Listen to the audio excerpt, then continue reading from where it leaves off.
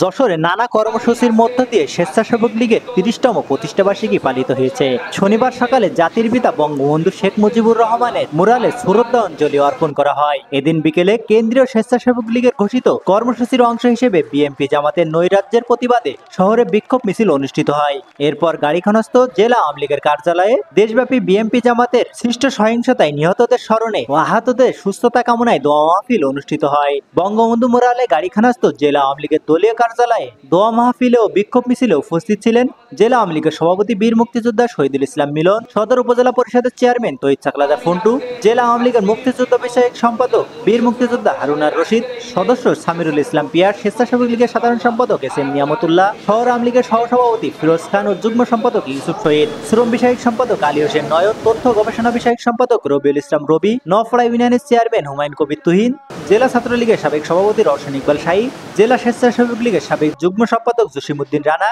দপ্তর সম্পাদক জাহাঙ্গীর হোসেন খোকন, সাবেক শিক্ষা বিষয়ক সম্পাদক কাজী জাহাঙ্গীর আলম, সদর উপজেলা স্বেচ্ছাসেবক লীগের সাংগঠনিক সম্পাদক আলী হোসেন লাবলু, মাসুদ রানা মিলন ও ইকবাল হোসেন দিলু, পৌর স্বেচ্ছাসেবক লীগের সহসভাপতি রবিউল ইসলাম, যুগ্ম সম্পাদক শিপন হোসেন, সদস্য কামরুজ্জামান ও নাহিদ কামাল।